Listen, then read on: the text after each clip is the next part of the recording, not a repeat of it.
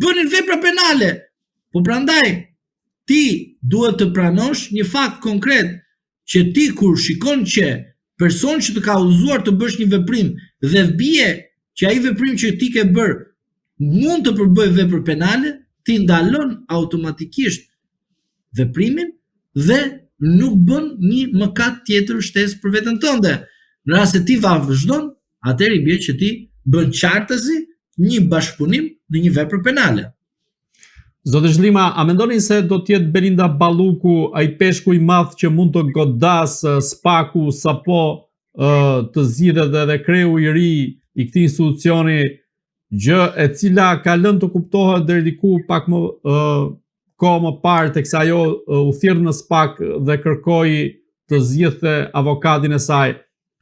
Në këtë rast, a kemi të bëjmë një goditje që mund të vijë nga SPAK-u kundrejt Ballukut, apo Balluku është ende e fuqishme, po themi, dhe ja ka futur këpucët në një këmbë, këmbët në një këpucë Edi Ramës? Atëre, pyetje shumë e mirë dhe unë dua t'ju them juve që ne këtu tek portali juaj vazhdimisht unë kam thënë që zonja Balluku në rast se nuk studion mirë terrenin do përfundoj si zoti Veliaj. Aha, që është tani, vazhdojmë më poshtë. Që do të thotë, situata për te është e komplikuar. E deklaroi vetë zoti Dumani. Dhe tha zoti Dumani diçka që është sekret dhe ju akoma nuk e kuptoni. Ju lutem qeshni dhe thjesht më dëgjoni. Që do të thotë, zoti Dumani deklaroi diçka në komisionin e ligjeve. Tha, kemi kapur, thot. 1. Drejtorin ARSH-s, ish drejtor, në burg. Drejtorin, para këtij që ishte në burg, edhe ky në burg. Se kishte emrin ky fundi, se janë kaq shumë burgaxhi se i gatrojmë. Ky drejtori i fundit që është në burg, Berberi. Po. Ky që është në burg tani. Thot kemi në hetim edhe këtë tjetrin të ARSH-s. As ja dim mbi emrin kush është, po gjithsesi ky tjetri. Por kujdes tani, të gjithë këta drejtorët janë 3. Kemi 3D. Kush do ta kuptosh 3D-ja? Thjesht tani qeshni, mos thjesht si puna e Veliaj. Ma me që thoshim ne nga janari 2025 në maksimumin dhjetor 2025, Veliaj nuk e shikoj mirë se do ketë ndaj mas sigurie. Të gjithë qeshni, çfarë thot ky, çfarë është. Kush thot Veliaj? S'ka gjë, në burgun e Durrësit më duket, s'ka gjë. Dhe në rastin konkret 3D-ja të Balluku. Dhe dikush do më thotë, është fort, jam dakord me ty, po më zotëri, edhe unë të kisha pushtet, kisha pistoleta dhe brezë, kështu i fort do isha. Ç'a mendoni ju? Forca nuk duket kur ke pushtet, sepse bëhet arbitraritet. Kur nuk ke pushtet, duhet kesh forcë, sepse duket originalja, pra bën çdo gjë të jetë e mundur. Pra ju thoni se Balluku ka dosjet e Edi Ramës apo është e përgatitur për t'i bërë balë goditjes? Të lutem, mos më ngatro. Edi Rama ka dosje për Ballukun, jo se Balluku ka dosje për Edi Ramën. Këtë aspekt e dim, po a ka Balluku, po themi, dosje për Ramën? Jo, se Balluku nuk do flasë kundër Ramës ndonjëherë, sepse Balluku ka thënë shumë qartë që në Partinë Socialiste ekziston numri 1 dhe nuk ekziston asnjë numër tjetër. As vetja vetë nuk është numri 2.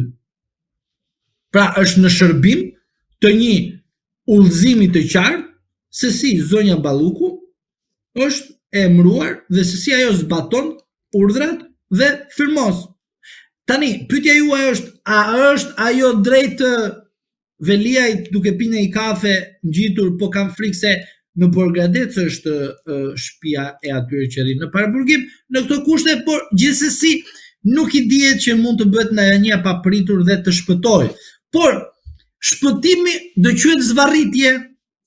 Pra, do të kuptojmë diçka. Si në rastin e Ortaxhaçkës. Bravo. Kështu do jetë, do zvarritet. Zvarrit, merrat e thesin edhe zvarrit derisa atëherë të marrojë çdo gjë e thuash në fund fare hajdesh në të mira. Dhe duke qenë në këto kushte, ju duhet kuptoni që Zoti Rama nuk do ta përcjelli zonjën Balluku ashtu si përcolli zotin Veliajn. Jo. Sepse Zoti Rama nuk do pranoj që zonja Balluku të përfundojë ashtu si ka përfunduar zoti Veliaj. Sepse Zoti Rama do ta mbrojë në çdo moment. Ose më mirë, qeshni këtu. Do bëj sikur po e mbron në çdo moment, por ai nuk ka çfarë t'i bëj më, por do bëj sikur po e mbron. Tani këtu mbauni serioz. Që do të thotë, Zoti Rama do mundohet që zonja Balluku mos të preket derisa të krijojë një marrëveshje politike me Sali Berishën. Këtu qeshni. Por Rama gjithmonë e ka pranuar, dhe tani këtu jeni serioz, Rama këtu e ka pranuar gjithmonë që çdo marrëveshje politike që ka bërë me Sali Berishën ka qëndruar në krye të detyrës, por të gjithë të tjerët janë zhdukur. Doni raste? Veliaj, Tahiri, Ahmetaj, Beqaj, të tjerë edhe më poshtë nga rrethi oborrit të Ramës. Pse? Kjo gjë? Sepse pikrisht Rama ka kuptuar që njerëzit që ka pasur rreth vetes kanë vepruar në kundërshtim me ligjin. Por Rama kur nuk e ka kuptuar që ata që kanë bërë me kundërshtim në ligjit vi si pasojë të udhëzimeve të gaburit që ka bërë Rama. Dhe këtu kërkohet seriozitet dhe duhet i themi Ramës, në rast se këta janë të tutë dhe ti pas ke udhëzuar dhe politikisht dhe moralisht, këta kanë bërë vepër penale dhe në aspektin juridik dhe hetimit i bie që në rast se një person pas ka bërë gabim nga udhëzimet e tua, do të thotë që pas ke formën e bashkëpunimit të thjeshtë mund ta ndërtojmë në kuadrin e grupit të strukturuar kriminal ose të organizat kriminalës. Shiko këtu rastin Beqaj si e formoi e kualifikimin e veprës penale gjykata e seancës paraprake për zotin Beqaj. Pra, duke rikthyer tek përgjigjja juaj dhe duke ju thënë që tek Velia ishin 5D, ndërsa tek zonja Balluku momentalisht janë 3D. Është e ngjashme procedura. Tek ajo që unë do shqetësohem është kjo.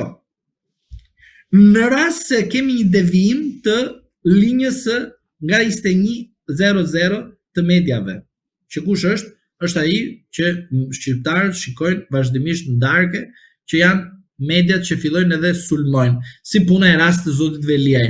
Në rast se do të shikosh një televizion që sulmon, gabim, më korrigjon, nxjerr vazhdimisht gjëra të palara të zonjës Balluku, dihet ekziston një televizion, po mund të shikosh edhe një tjetër, do kuptosh që zonja Balluku nuk ka më imunitet politik. 3D-ja. Uroj që zonja Balluku ta ketë kuptuar dhe të ketë marrë masa. Në rast se nuk e ka kuptuar, besoj se në 2026 do flasim për zonjën Balluku. Por ju do të dini nga mua që numri 1 i alfabetit shqiptar dhe numri 18 i alfabetit shqiptar do të arrestohen nga Spaku. Edhe ky i afërt me Edi Ramën? Indirekt po.